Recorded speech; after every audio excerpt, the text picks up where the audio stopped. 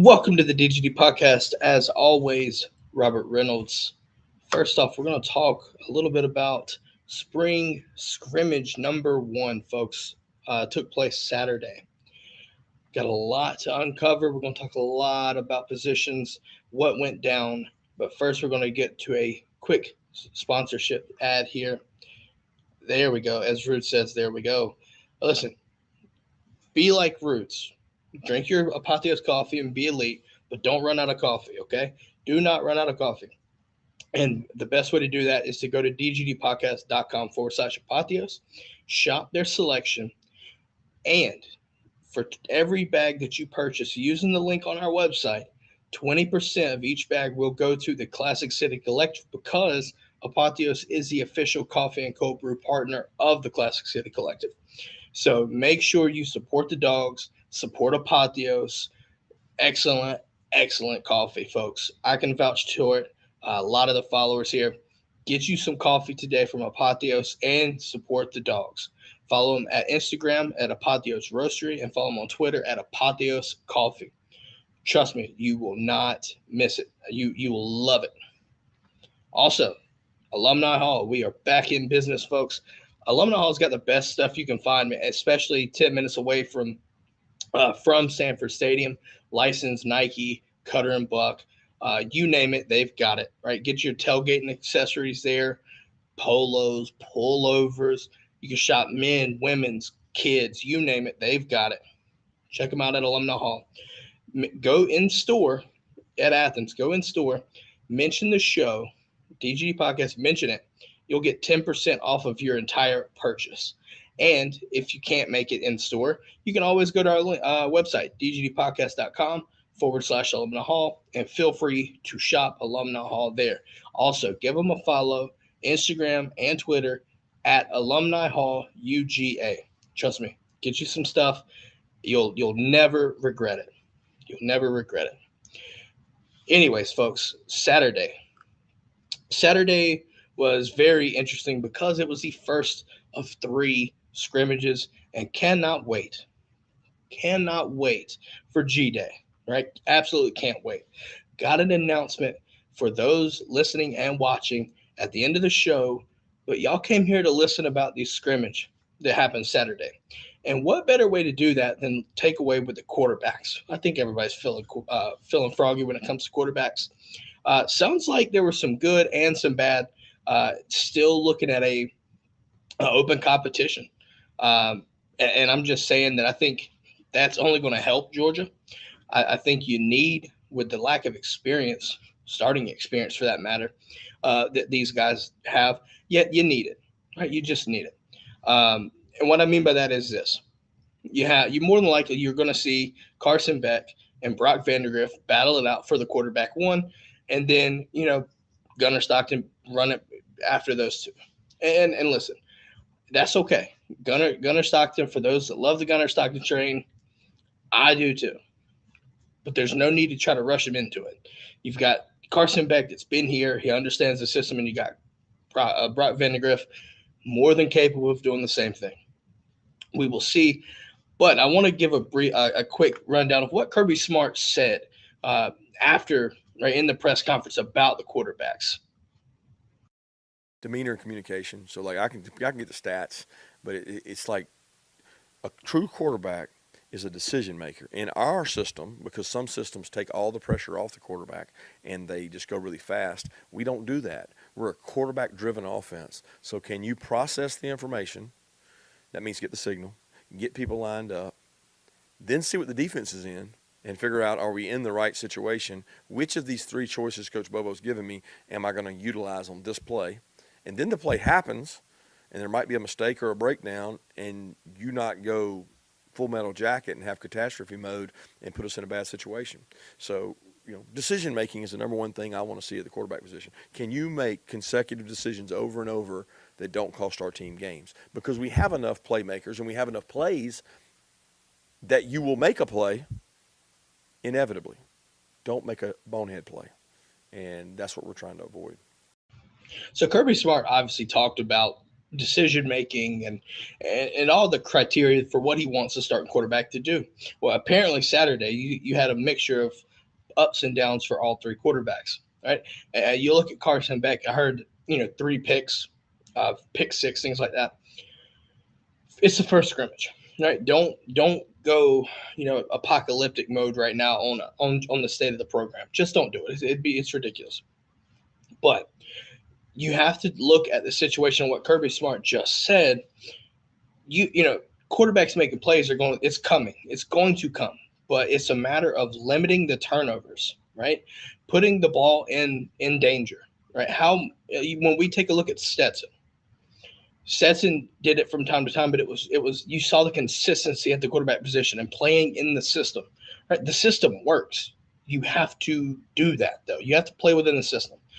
Trust your personnel. Georgia's at a situation where we are ridiculously loaded at the skill positions. We'll talk about one in specific here in just a minute that you might question, and that's okay. But in all seriousness, you take a look and as we move along, right, after scrimmage 1, the quarterback room is wide open, right? Someone has to step out, be more consistent. Who is going to do that? We do not know. I still think it's Carson Beck's to lose, but Carson Beck also has to do the things necessary to pull away and prove to Kirby Smart and coaching staff that he is the guy. Georgia fans should feel confident in both. Don't worry about the 3 picks and all these picks and stuff like that. This could be the best competition that the quarterbacks are going to see all season. And it wouldn't surprise me. I'm just saying, keep that in mind. Obviously, you want them to play smart. It's one scrimmage. You still got all the way up to G-Day as well. So we will see. Do not stress, folks. I repeat, do not stress just yet, okay? Just don't do it. Now, we talk about the running backs. Sounds like Roderick Robinson and Branson Robinson are going to be a problem, right? But this running back room is ridiculously thin right now, especially in the spring. Obviously, Kendall Milton will be out for the spring. He'll be back ready to go, though. So you have that. But right now is a time where you're pushing thin ice if you're not careful. Right? You don't want injuries. Obviously, we don't want injuries, things like that. But you're pushing it. It's thin, right? Roderick Robinson is going to be a problem, and I think he's going to take over. I think he's going to take over what we saw Branson Robinson, right? In the fourth quarter last year, Branson Robinson, no one wanted to touch Branson Robinson. And I think Roderick Robinson will be just that.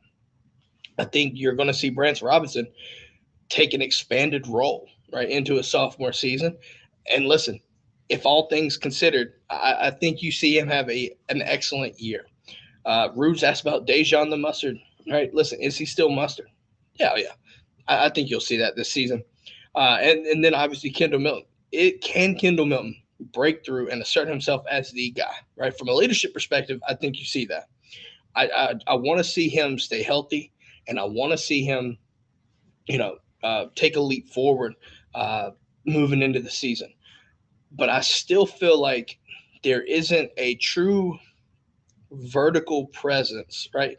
And what I mean by that is if you take and look at what we had with Kenny McIntosh last season, the ability to run routes down the field and burn linebackers down the field.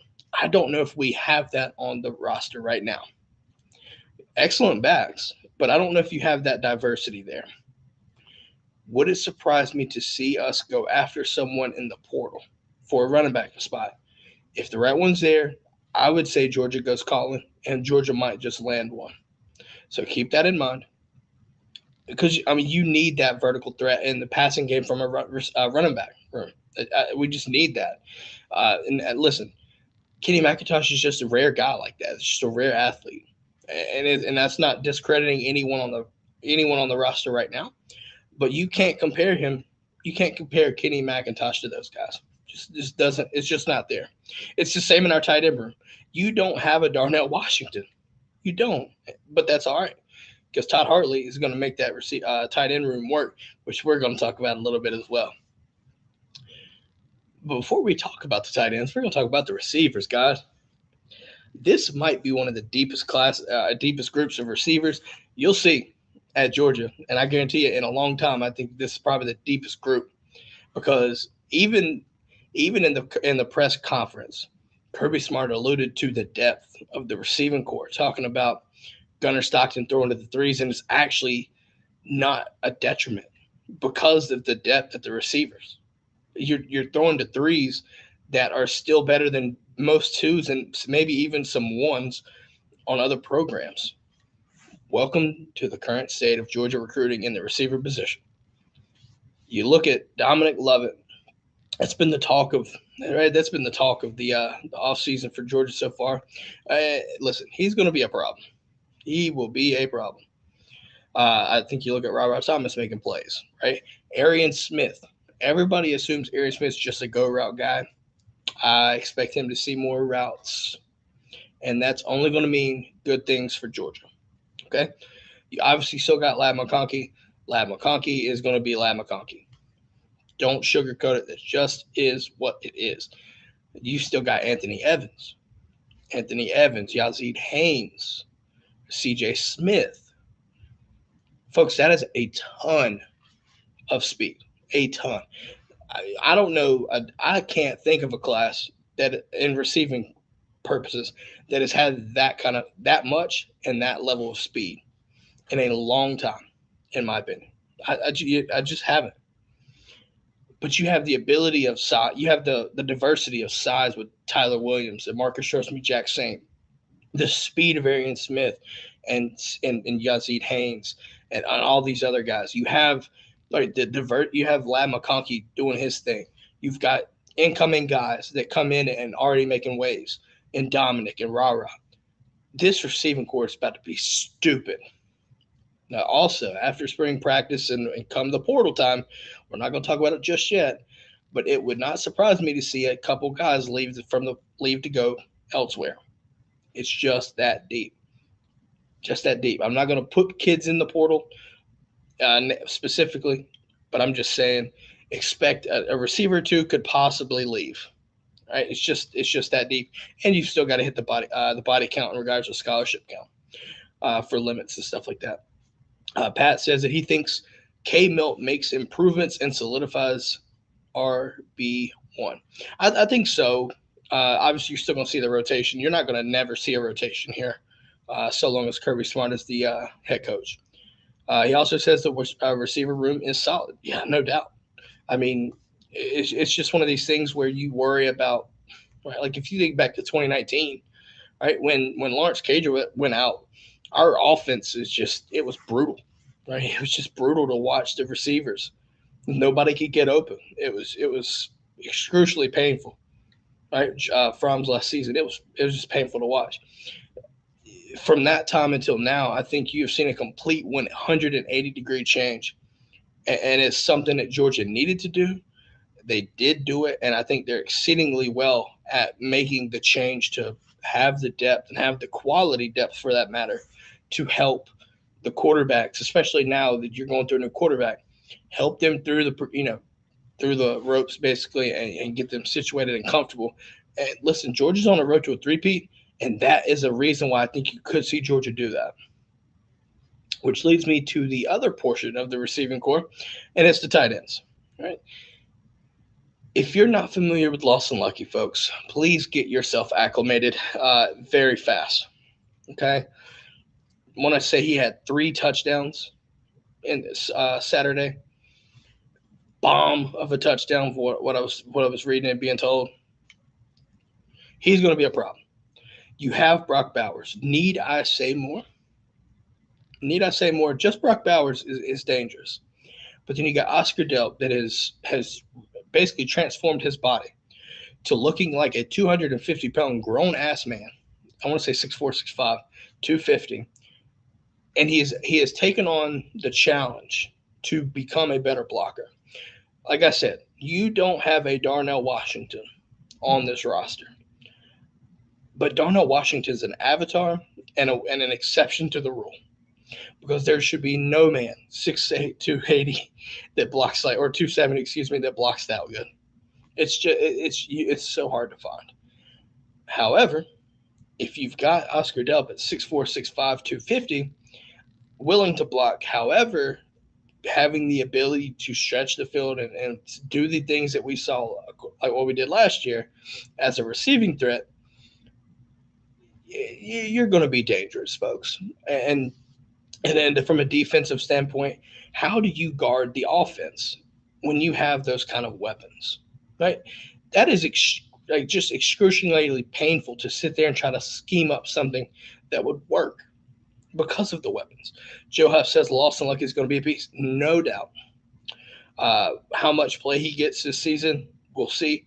I think obviously our schedule will let them get some run, but it'll be fun to see how that plays out. But you're going to see him. You're going to see that name pop in. But no, when you take a look at the overall talent of the receivers, the running backs, all this talent, again, going back to what Kirby Smart said in that clip from the press conference, you've got so much talent around you. All you need to do is be smart and be careful with the ball. Don't force things. Don't make mistakes. Can a quarterback do that? Again, whichever quarterback can do that, make the plays, but limit turnovers. Don't make mistakes. It's kind of, it sounds so simple, but yet it's not. Once you do that, you're going to separate yourself, and we need separation. But I still think you're going to see the quarterback battle heating up and continuing to get stronger and more competitive as each practice goes on and through each scrimmage too. Joe Huff says defense will be solid as usual. I think so. I think so. It'll be interesting to see, and we'll talk more about that in just a second. But the offensive line, folks, you're solid in several spots, but you're still working on figuring out a tackle spot. You're seeing Austin Blasky and you're seeing Ernest Green battle it out for what presumably the left tackle spot, right? You think Amarius Mims probably going to stay right tackle. Obviously, the guards. You look at Tate Ratledge at right guard. Obviously, Cedric Van Pran at center. Then you got right guard. I think Xavier Truss could do that. Micah Morris is in the mix. I think you look at Dylan Fairchild as another name that you could easily throw in there and get some run in this offensive line. But it's a good problem to have 8 guys that you could easily rotate in and all be starting caliber SEC guys. You just got to find the right 5. It wouldn't surprise me if Austin Blasky did. Also, listen, that might be one of the more underrated names in this entire offensive line group, in my opinion. But if you know about him, you understand. As Joe Huff also mentions, going back to the quarterback situation, turnovers really great, Kirby. That'll get you a spot on the bench. Yeah, you have to be careful with it. I mean, turnovers, right? It's complementary football, right?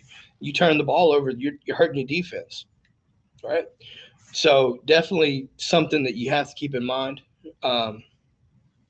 There's really no other way to put it. Rude says Blasky's that dude, former high school wrestler. Yeah, I mean, you look at Blasky's one guy, Dylan Fairchild's another.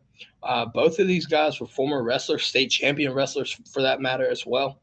So the flexibility and all this and the physicality come from that. Right? That's why it's another thing. Right, when you look at specializing kids in football versus other sports, listen, when it comes to offensive linemen, wrestling, things like that matters because they got that physicality with it, but they've also got some athleticism because it is. Listen, wrestling is more strenuous and more excruciating from a mental toll, physical toll than what you'll see on the football field. I think any former wrestler or current wrestler can probably tell me that. Just saying. So we know that if you come out and you have that kind of background, you should have something to look at there. Joe Huff says, after the last 2 seasons, we have to believe Kirby will have it figured out before fall. Thank you, sir, for the great show. Yes. Rude says he'll gladly take a line of wrestling grinders who know how to push guys around. Yeah, that attests to the physicality. When you take a look at the offensive line, though, right, you have to you got to get the right 5. I think we saw a little bit of this last season as well, where you saw guys just all different kinds of just plug and play combinations. And I think ultimately, though, right, it got a lot of guys' chemistry, and really it just helps the coaching staff see who works best with what, right? Who works best together. and you just go from there. JOGG has entered the building. I'm wondering if she's got her coffee.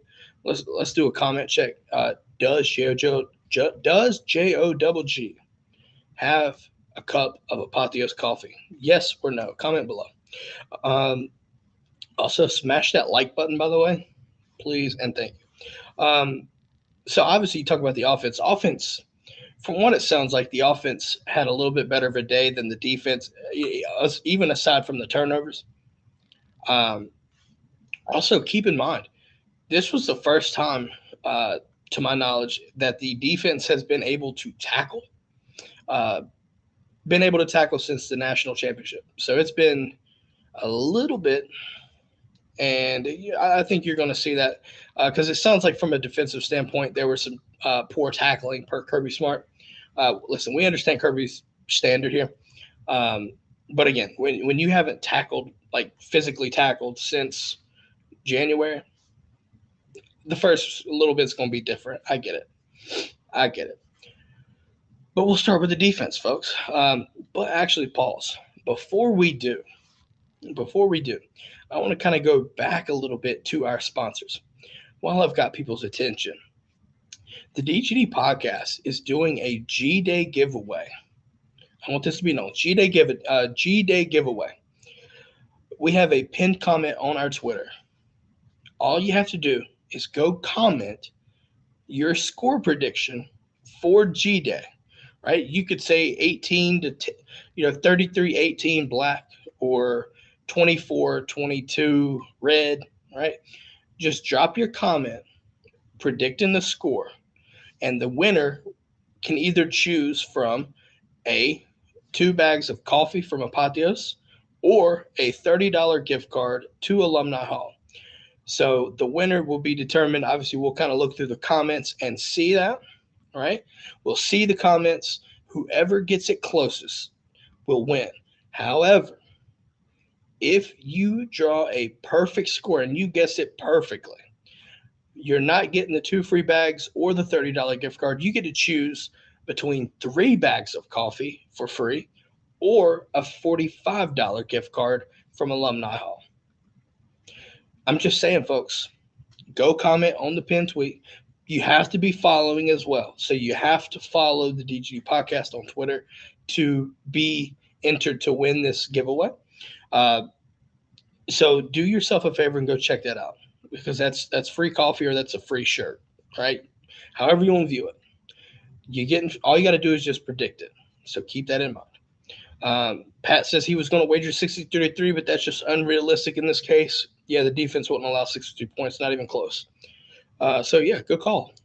Glad you did not do that, Pat, because I would have had to look away immediately. There's no such thing as 63-3 under Kirby Smart. I mean, maybe what we give out, not what we take in. Okay, just won't happen. Just can't. I can't see it. But again, do yourself a favor. Go hit the comment on the pin. It's pinned at the top. You'll see it, and let us know your score predictions. You have until obviously G Day, and then we will determine the winner at that point. Now, talking defense. Before that, we talked about how, right, the defense hadn't tackled since the national championship game. So it's been since January since they've really tackled and things like that. And that can play a huge part from a defensive standpoint because Kirby Smart said it. There was some poor tackling, right? You get the problems out of the way now, and then come time when toe meets the leather against a true opponent, you won't have those problems. But let's start defensive line. First off, it's going to be interesting to see how Jalen Carter's production is replicated. You have a plethora of names. You've got Warren Brinson, you've got Zion Logue, you've got Nazir Stackhouse. You also got guys like Jordan Hall, and Jordan Hall seems to be making waves in regards to people. He's just a problem too. I sense a trend here, folks, on both sides of the ball, for that matter. You also listen, Jamal Jarrett. It's another guy, 6'5", 340, basically 350. Going to be a problem, right? It's just going to be a problem. But you still have to create the pressure from the interior. And now we need to see who steps up and does that on a consistent basis. I would assume Warren Brinson's going to be there. You know, how we see about it. Listen, another thing while we talk about the D line too is Michael Williams is out for the spring. So that's opening up some things on the edge, right, on these defensive ends. Right? So you got guys like Tyrion Ingram Dawkins that could, that gets these reps. You got Mpemba, you've got Gabe Harris, Darius Smith, even Chaz Chambliss, right? Obviously getting run and seeing who's going to be the one, because you're replacing, right, Nolan Smith and Bobby Bill. The defense will be just fine. You're going to rotate constantly, right? Georgia, that's just what we're known for. So you have to assume that that's what's going to happen. But it's still going to be interesting to see how that plays out, right? Just who's going to step up. You just have to. You really just have to. Obviously, I think that's something that everyone needs to be cognizant of and kind of monitor, especially moving on to next Saturday as Scrimmage 2 comes up. Listen, G-Day, I don't even know if you can use G-Day as like a true litmus test because Kirby will not do the things on tape, right? He will not give you that option. So us being on ESPN2, I guarantee you won't see certain things just to keep it away from opponents, and that's okay. But I think as you move into the second scrimmage, this is where you're going to start to see some stuff, and you really need to see some separation. Who's going to be that starting caliber defensive tackle? Who's going to be the nose tackle? Do we assume it's Nazir Stackhouse? We assume that it could be Warren Brinson, but you have to make yourself and assert yourself because you've got guys like Bear Alexander right at your heels too that stood out as at the end of the season last year. It can get very tricky, but we'll see what happens as the spring rolls on regarding to that. But that sounded like there was some a good situation happening Saturday. Joe Huff mentions outside linebackers a huge question at the moment. They're so young, great athletes, but young. Yeah, I mean, I think when you look at the linebacking situation, you've got Pop Johnson, you've got Smile Mondo, but again, what do you look at? And from that outside linebacker standpoint, that's key. You look at a name like Xavier Sori, right? Where's he at? You start to really question it. Like the kid is a freak athlete, but how do you use him?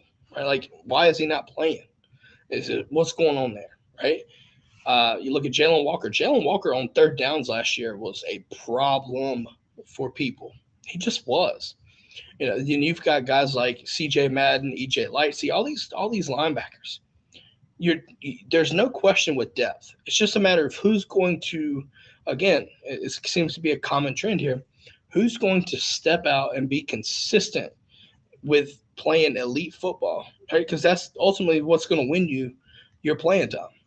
That's just the way it goes. So you got to figure out who's going to be that outside linebacker, right? Is it going to be Chaz Chambliss? We don't know. There's so many questions. But Joe Huff is absolutely right. That is a huge question. And it's not a depth standpoint. It's just a matter of who's going to be out there, right? Who's going to be able to handle it and go play outside linebacker. We shall see on that. But I still feel confident in this linebacker room. There is no reason to feel not confident. How about that? And then we talk about the secondary. Folks, this is interesting. Georgia has been in a situation where we have felt dangerously thin at the defensive back position. That is not the case heading into this season. It's not. You lose Chris Smith, fair. So you got a safety, but you had Malachi Starks. Malachi Starks will obviously be there, but Javon Bullard is going to be a guy that will probably never come off the field. Just won't. But is he your star, or could you see him play safety? That is the concept right now that I think should have Georgia fans salivating. A combination of Malachi and Javon Bullard at safety, opening up the star to either Tyke Smith or you might see Deion Bowie there, Smoke Bowie there. But then you have guys like, right, we obviously know Kamari Lassiter is your cornerback one for the most part. But then you look over on the cornerback two spot, and you've got guys, and you've got this is your war, folks. You've got guys like Dalen Everett, Nyland Green, Julian Humphrey, and obviously AJ Harris. All four of them could easily fit into that second cornerback slot, and that's where it gets interesting because you have Julian Humphrey pick six. You've got a Javon Bullard pick six. We've saw Malachi Starks. The secondary is stupid. It's stupid, folks. Because then you've got, I didn't even mention Jonel Aguero, David Daniel Sisavant. All these guys could easily plug and play. This secondary is stupid. And it's only going to get better. It's only going to get better. Joe Huff asked, do you take the best 11 and then figure out where to play them? I think, yeah, yes, and I'll explain. So the fact that you saw Javon Bullard playing safety, which allowed Tyke to play star, right? And then you've got the cornerback situations, right? And then you have Jonell playing in at safety or however moving Javon down to star. You see those combinations and movement around the secondary, and I think that tells you that they're finding a way to get the best 11 on the field. And honestly, if that's the case and they figure it out, they get the puzzle piece squared away, that's dangerous. That is dangerous. Now, that should also help your defensive line as well. If you have those kind of lockdown situations, you would expect, right? You would expect to be that by some extra time for your defensive line and your edge guys, whichever linebackers are coming in, that allows them time to go rush and get home. Now, obviously, we've seen situations last year, right? Like you look at Ohio State, LSU, second half, or you started to get cooked, right? Having to play this situation. But I think this year, the personnel in this secondary, from cornerback to safeties, star position, I think you have the personnel to be able to play a lot of man or zone matchups where you have situations where you can just have guys running and pass off and be more seamless with those situations. So you're not getting caught into really unwanted predicaments, right? And allowing big plays. This secondary, I think, will be a strength of this defense moving forward in this season. And it just shows from scrimmage one. I'm going to make my call. It might be an overreaction, if you will, however you feel. I'm just saying, seeing the movement, right, hearing about the movement and the fluidity that these guys are playing. You obviously keeping Javon Bullard on the field. What if Starks need to take a breather? You put Jonah Aguero in. The plug and play ability, the fluidity, the talent, all of this culminates into my belief that the secondary will be the strength of this defense. And also the linebackers and the safeties will culminate together to form a back half. It's going to be stupid, folks. It's going to be stupid. I don't really know any other way how to put it other than that. Other than that, that's all I know. Okay? It's that simple. The secondary is going to be special. I'll leave it at that. With that being said, folks, I hope you enjoyed the show. Tune in Wednesday. I think you're going to like what we're going to talk about. I'm not going to spoil it for y'all. Got to leave y'all questioning what's going to happen. But again, shout out to Apotheos Alumni Hall for our sponsors. And remember to go comment on our pinned tweet, folks, twitter.com /the DGD Podcast. Enter to get a chance at 2 free bags of Apotheos coffee or a $30 gift card. We will up the ante for anyone that predicts the score for G-Day perfectly. If you score perfect, you get 3 bags of coffee or a $45 gift card to Alumni Hall. Make sure to go do that, folks. You got a week, almost 2 weeks, right? Almost 2 weeks. With that being said, we hope you have a great day, and go Dogs.